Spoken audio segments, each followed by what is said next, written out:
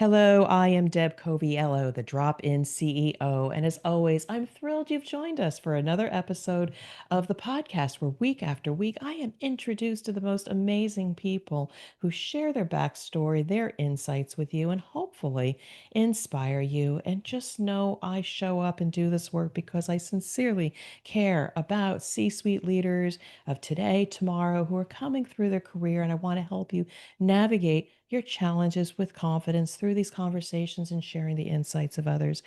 And it is my pleasure this week to introduce to you David Jenyns, who is an experienced entrepreneur who sold the Melbourne Cricket Ground in his early 20s. We're going to go there and founded Melbourne's SEO services.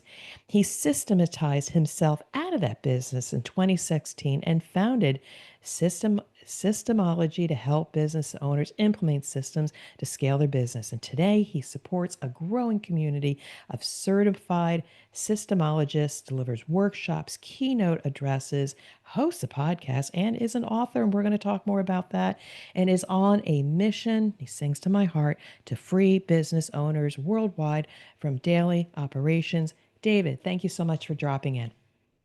Hey, Deb, an absolute pleasure to be with you.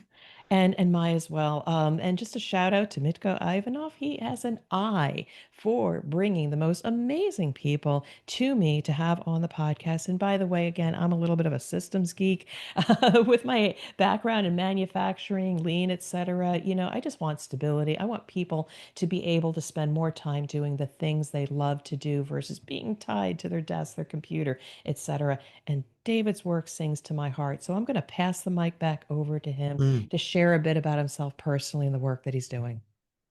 Yes, so I think I'm like a lot of business owners when they get started in particular, where they just wear many hats in the business. They're working extremely long hours, mornings, nights, weekends, missing out on family gatherings and taking holidays and just generally burning the candle at both ends. And I would say I'm a serial entrepreneur in that I've been involved in many different businesses, uh, systemized, scaled, sold three of them. And it wasn't until my last business, which was that digital agency you touched on, where I really got trapped in that business. I mean, I'd always understood that systems and processes were key, but for some reason in that digital agency, I thought, that business is different because Google's always updating their algorithm and things are changing and moving quickly. So I can't write a process. It's just going to be out of date. And I thought we're a creative digital agency and my team isn't going to want to follow process. So I had all of this baggage around why process couldn't work in that last business. And it trapped me for probably about 10 years too long. Then we found out we were pregnant. I was going to have my first son, and I thought, I don't want to be that dad who's always too busy. I don't want to be working these really long hours. I need to remove myself from that business. And that really set me on a journey. And over the period when I stepped out and put a CEO in place for that business and then took a year out, then I actually fell out of love with that business. And when I came back, I was like, do I really want to be doing this? And I had a calling to go to work on this idea of business systemization. And it's not even at the lean, Six Sigma, like that level. It's the step before. It's just starting to implement culture, capture your way of doing things and making it repeatable. It's that first step that business owners take to really get themselves out of the business. And I looked around and there wasn't a huge amount of work on the topic. And that's really how Systemology was birthed. There, you went through that really, really quick, and I appreciate all that. But we are going to go deep into that to understand then what is it? Because I mean, my background, I kind of grew up in some manufacturing environments where you absolutely needed procedures in order to do business, et cetera. But I really want to dig into then what then does that entry level business system look like? But before we go there, again, we're going to Yes, geek I out on forgot. that. Yes, Talk to me early on. You sold the Melbourne Cricket Ground. First of all, tell people yes, what that is yes, and how did you come in to do such amazing thing at such a young age? yes. So the Melbourne Cricket Ground is almost like the church of sport here in Australia. We are sporting mad. It is our biggest stadium. And I had just read a book called The 1 Minute Millionaire, and I was the tender age of 20. I was driving past the MCG, and I just read this book that told the story of a guy called Paul Hartunian who sold the Brooklyn Bridge in the US. And what they did was they were doing renovations on the bridge. He got his hands on a whole bunch of discarded wood. He chopped it up into little pieces and then sent out a press release. New Jersey man sells the Brooklyn Bridge for 1995 and sold lots of these little pieces of memorabilia. And the media absolutely loved the story. So I literally just read that book, was driving past the MCG, and they had a big hole in one side of the MCG because they were pulling down the Ponsford stand and doing the renovation. So I just followed the steps. I went to the wrecker. I got my hands on the discarded wood, very iconic green wooden seating and carpet from the members area. And I just chopped all of this up into little pieces, stuck it to certificate paper and put a photo with it, wrote out a press release saying Melbourne man sells the MCG for 24.95, and the media lapped it up. I got on TV and radio, and that really was my baptism into the world of entrepreneurship. That was just as I left school, I was trying to figure out what I was going to do, and yeah, it was definitely uh, a wild carpet ride. Oh, so cool. You're a cool person. But so now then you skipped over another thing. Okay, I had my son, I had my first child and took a year off. Yes. Now let's just talk about that. Kudos to you for taking a sabbatical, a very important one. What was that year like, and were you worried about finances? I mean, let's just talk about the positive side with the benefits, but then Yeah. concerns about going back into the workforce. So love to hear more about that. Yeah. So I had Melbourne SEO Services at the time. We had a video production business as well. Had been a great growing business. We had a team of 20, and I'd just put someone who I've worked with in many different businesses in that CEO position. So I'd already seen her perform quite well, and it gave me a chance to go, I'm going to take some time out. I was checking in with her in the early days. It was about every month. And we'd have a meeting just to kind of check the numbers, make sure things were sort of tracking correctly. And I thought more about it as almost in maintenance mode rather than growth mode. It's not like we grew tremendously over that year, but I was still able to get a distribution. I significantly reduced the wage that I was taking and then got a distribution from the business. And in that time, I was just really, I suppose, asking the question, what do I want to do long term in that downtime? I mean, I was you kind of start to question things once kids arrive and you realize how quickly time passes. I mean, I look at my son now and he's 10 years old and I go, wow, where did those 10 years go? So I'd made an early decision then to say, hey, I need to do something that I'm really passionate about and love and enjoy, and something that'll help to strengthen an area that I know is critical for business. It's almost like I wanted to get really strong with systems and processes and make that my superpower because I knew that is absolutely essential for building a business that can work without me, that I can step into and out of and have the freedom to choose, and something that I knew could have really big impact.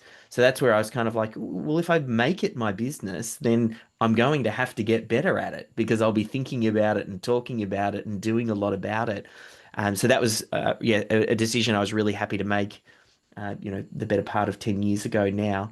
And since then, I've just kind of really tweaked and evolved those Mm, ideas and thinking more about, I don't think business is about grinding it out. There is a time to grind, and when you mhm. get things off the ground and doing the hard work, that's part of it. But all too often, business owners just build up habits and get used to the way of doing things because maybe technically they know how to do the work. They oftentimes start the business being a technical person, getting on the tools, doing the thing, delivering the product for the client, and then they just get so used to it that then it becomes very hard for them to break out of that.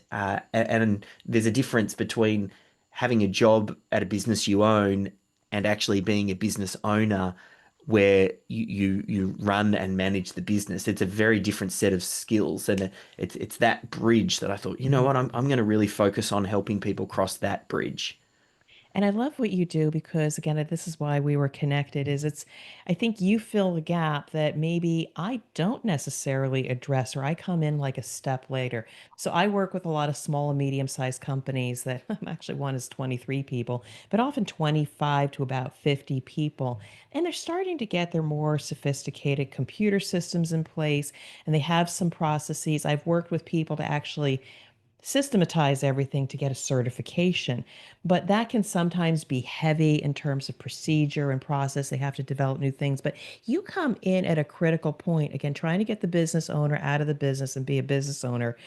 What does that transformation look like that you Mm. systematize for which your methodology for that company that's at that juncture where they that first baby step to get Mm. things going? Yeah. Well, one of the first things that we really focus on is repeatability. So we're not even looking to improve process. Sometimes tremendous wins can be gained in these small businesses by just plugging in other team members to take off responsibility from Yeah. key team members. We're delegating down typically to less skilled, lower cost team members to free up the higher skilled team members to work on the highest value tasks. So part of the methodology is I talk about it, it's process capture. It's what are Mm. you currently doing?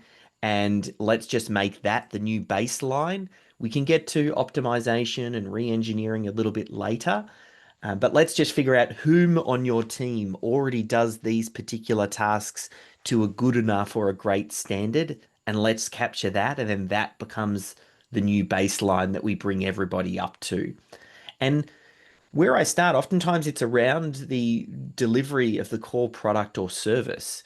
I mean, the primary objective of the business is to deliver value through to their clients.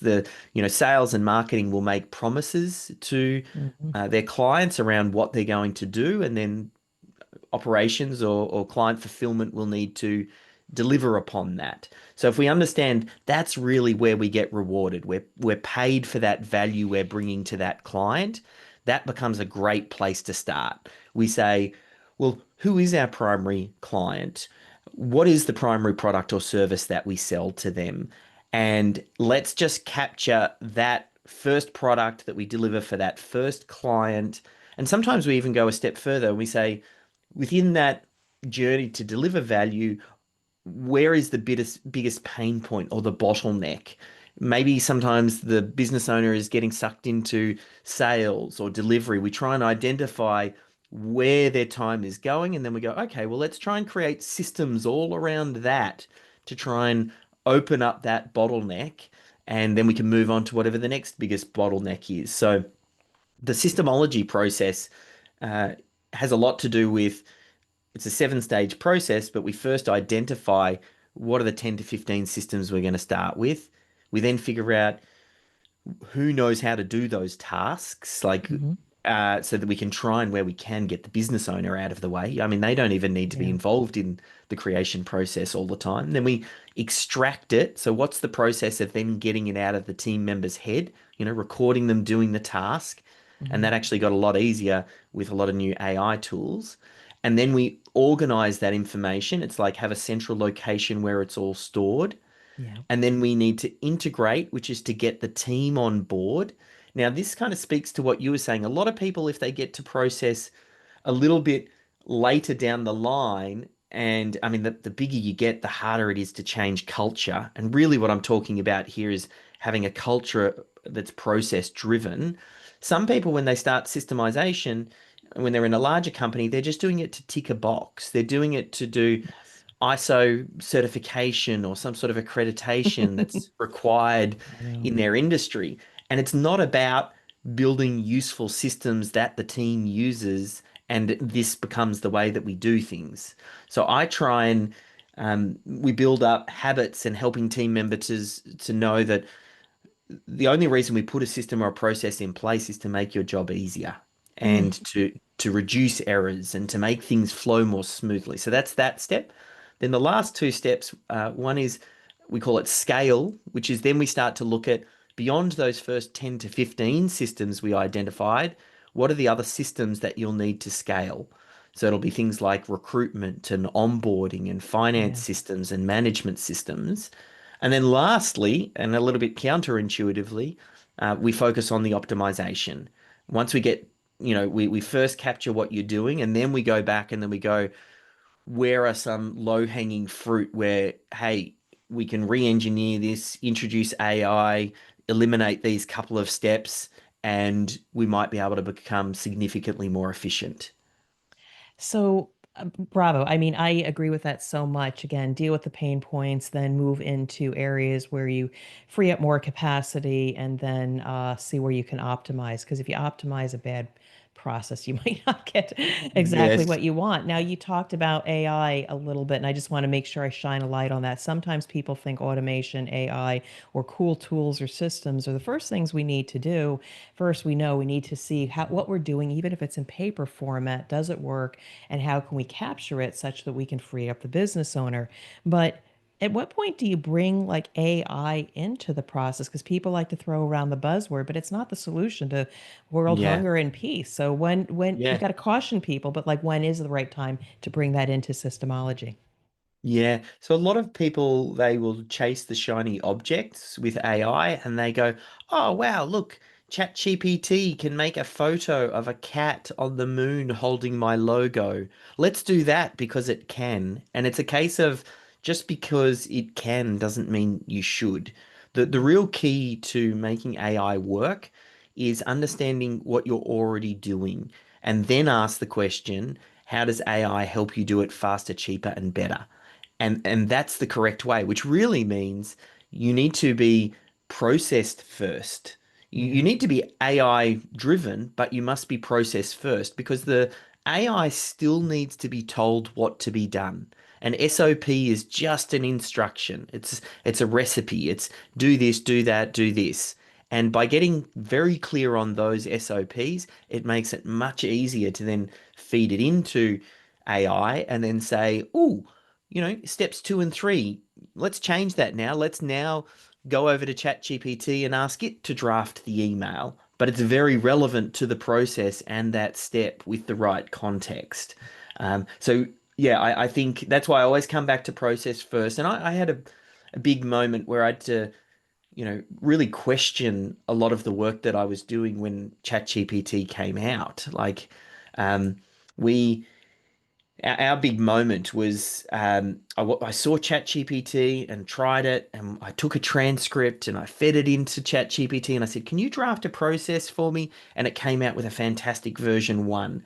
And then I thought, "Wow, this is going to kill a huge part of my business because we'd developed a team of 7 documenters who were helping our systemologists. The systemologists would meet and record processes with clients. They would send the recordings into us, and then we would document it and put it back into their SOP management software. And as soon as I saw it, almost instantly, I knew it was going to happen. Shortly after that, I mean, I tried to replace some of the team members. I showed this new tool to the systemologists. Within 3 months, our requests for documentation had virtually disappeared. And then I was kind of faced with a real challenging situation. What do I do with these staff? I tried to replace some of them, but I had to let go of 7. We were just way overstaffed, which was very tough. But it got me to really sit down and go, what is AI going to mean to our business and what else could potentially just disappear overnight and how can I be on the front foot for this? And then that's what got me really thinking quite deeply around process. And at the core of it, process will always still be relevant because Mhm. process is just about finding what works and capturing that and then getting everybody on the same page. So let's talk about this. I totally get what you're talking about. You're singing to the choir here because I've had to systematize a lot of things. Some in a check the box situation, some because it was the right thing to do and they recognize the value of documenting their processes. But maybe give me an example of, a business owner that leveraged your systemology. What was the impact of doing this work for them? I'd love to know because, again, if there's anybody out there that says, yeah, I get this, but look, they can maybe relate relate to a situation where an owner realized an amazing impact to their business? Yeah. Look, we've got plenty of stories. One that comes to mind and is fresh at the moment because I just recently had an interview with her. She runs an accounting business here in Melbourne. She's got close to 30 accountants and then a whole bunch of bookkeepers that she works with. And she's always been a systems person. I mean, she documented process. So she was very well positioned um, when AI hit to look at the re-engineering part. And one of the tasks is her team, she was having them log into the tax portal every single week for each one of their clients to get very clear on what the communication was so they could feed it through to the clients. Very time consuming. But she documented the process and got it really well down. And then she, with that documented process, it was a very easy step to then go to an automation person and say, well, this is what we're doing manually. Can you now look to re-engineer this and let's get some robots to do it? The short story is she ended up saving just on that one task 1,000 man hours by building a little robot that executed the SOP, and that was 1,000 man hours over the course of a year, which is basically a part-time position. And that was one of hundreds of different tasks in her business that she was able to basically take the SOP and then go one step further for the automation. Um, that's probably at one end of the spectrum where we get to the optimized phase, but you even get wins earlier than that. I've got a guy, Ryan Stannard. He runs a construction business, Mhm. residential home building, actually in Adelaide, Australia. They do about $20 million turnover, and he went through the seven-stage process. He empowered his daughter, Erin, who became what we call the systems champion, and she went Mm. through the process of meeting with all of the knowledgeable team members, capturing what they're doing, documenting it, and over the course of 12 months, Erin became, Ryan said, probably one of the most knowledgeable team members in the organization because she had such great visibility into every department and what the key team members were doing Mhm. that he's now groomed her into being the uh, operations manager. And he Mhm. took last Christmas off, he took 7 weeks off, and the Wow. business continued to grow. And in the trades business, it's very common for, when a tradie gets off the tools, they don't make any money. Everything grinds to a halt because they Yeah. oftentimes are out managing projects or doing the work. And that's a great example of him being able to take a holiday, skill up that next team member, and install systems across the organization. So amazing. And so all that methodology is documented in your book, Systemology, and that's necessarily geared towards the business owners. But I understand from our quick chat before you have the next iteration, another book on the horizon. Tell us more about that and who is it meant to serve? Yeah, so my newest book called Systems Champion, and depending on, I know some people might see the video, some people can't. I just got my first mock-up version Woohoo! today. I'm Lovely. holding that up for anyone who can see it. But for those who can't, it's a book for, look, probably about the first quarter of the book is for the business owner to go, what is a systems champion? What qualities do they have? Here's a position description. How do you find them? How do you, let go and let them really step into this role? And then the remaining three quarters of the book is written for the systems champion to say, hey, the business owner wants to do this and build up this culture. They need your help to do it. There's a huge opportunity for you here. Mhm. Here's the work that you need to do, and it outlines how to uh, build up a very strong foundation of systems that the team embrace and support and install it at very much a grassroots level. So that, yeah, with both of my books, I tried to write the book that I wish I had, and where I don't feel like there's much work, if any work, done on this particular topic. I don't know of any book that speaks specifically to this person because the business owner very rarely is the best person to be doing the systemization, the documentation. They need to lead it and they need to say, this is important and I'm going to throw time, energy, and resources behind it. but you want someone who continues to champion this through thick and thin. When someone gets busy or distracted or the business owner's working on the next thing, you just want someone continually making the micro steps, putting a process in place and allowing the compounding effect that happens from systemization.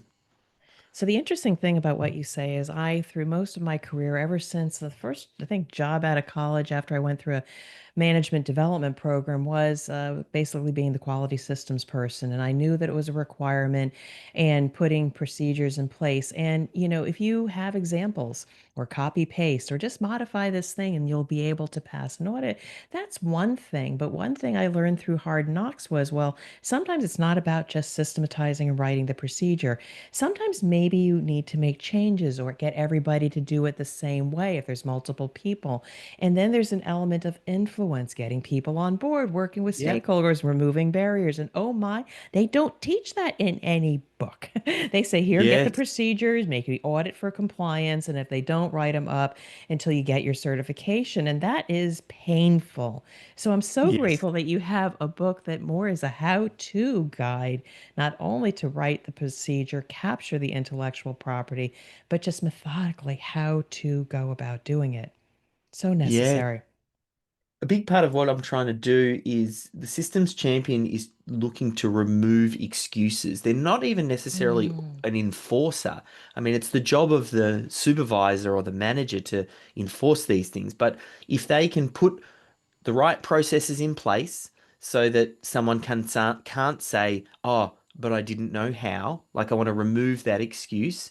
The next excuse I want to remove is, I didn't know it was expected of me, which mm, the systems champion looks at, well, how do we build the right infrastructure so it is very clear who is doing what by when and how is that project managed? And then the last excuse, which is oftentimes the most challenging, at least with your existing team, is I don't want to. And mm, how do you get people on board and help them to understand that this is a win? And what do you do if someone doesn't follow process and you've decided this is what we're doing? Like you need I call it basically a system for unfollowed systems. Like what is the process you follow mm, to escalate and give someone every opportunity to jump on board? But if they don't jump on board, there does need to be a line in the sand at some point. mm. So I love it's a how-to and it's also a barrier removal for that practitioner. So so interesting. So you and I, again, I get what you do. I know it's so valuable. I know there are so many small and medium-sized business owners that could definitely leverage this. And what I want to do is put it out there is that you're in Australia. I'm in the Yes. US. But I don't want distance, physical distance, to be a barrier for anybody that might be interested in your work. Again, technology brings us together. It's 7 p.m. here right now. It's 9 a.m. by you. I mean, I'd love to know, like, who would you like to have a conversation with? Like, how do people get referred to you? Because if there's somebody in Canada listening, I mean, I've got listeners all over the world. What's the first step if they want to get to know more about you? I want people to connect with you. How Mhm. can I refer people into you after listening to the show? So help me with that because if you're out there, I want you Yes. to connect with David. So talk to me about that. Definitely the book is the best place to start if you're a business owner. The Systemology book, you head to Amazon, and if you're listening to this, you like audio, so there is an Audible version as well. Mm, It's got a nice little intro from the legendary Michael Gerber, author of the E-Myth. And if you're a systems champion listening to this, or maybe an operations person, depending on when you hear this, check out the Systems Champion book. So I think mm, either of those are great places to start. Um, Once we launched the first book, we got such a great reception, and there was more work than I realized we knew what we could do with. So we actually set up a network of certified systemologists that are all over the mm, world. mm, So we train people in this methodology and then they help business owners install it. So at systemology.com, there's plenty of links to different resources, the directory, some different options if you're a do-it-yourselfer or if you prefer to work with someone, there's some options there too. But that's systemology.com. Oh, that's beautiful. So many different ways people can leverage your work, realize the value, implement on their own, or perhaps work with you. So I want to give you the mic one last time as we bring this to a close. Any last thoughts for my audience? Because I know there's people out there that say, yeah, I could use that. Oh, I definitely need that. But I want you to say something to them because I don't want them to struggle. I want them to Yeah. consider your work, your value, and maybe engage with you. So, any last thoughts? Yeah. I'm hoping that we were able to light a little bit of a fire in some of the listeners and to rethink about systems and processes and maybe look at it a different way. Systems and processes have never been more important with this AI revolution that we're having right now. You need to get very clear on what it is that you're doing. And it's never been easier to some of the tools we have access to be able to record process, transcribe it, feed it into ChatGPT. You can build up those documented processes very quickly. And then we just need to go the step beyond just documenting and realize we also need to build a culture of it. Because that's what makes McDonald's so magical. And I'm not suggesting that everybody wants to build a McDonald's or a global hamburger business, and there will be differences in your business, but there's a lot to be learned from them. They built up a culture of systems and processes. Whenever there's a mistake, it's not a mistake with the individual, it's a mistake with the process.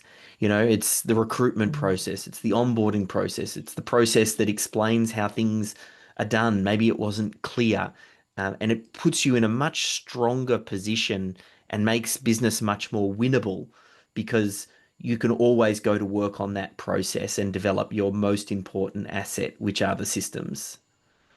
I love this. And the funny thing is, as you're sharing your last words, I'm busily writing down the name of a person that I think might be an interesting introduction. Again, that's the beauty of these podcast interviews. We get to know each other. Listeners, you get to hear Deb and David having a wonderful conversation. Maybe I hope definitely you've gained some insights and consider looking at David's work. But at the same time, it's a networking opportunity for which, after we jump off the recording, I want to share some thoughts about that. But David, I just want to say thank you so much for dropping in.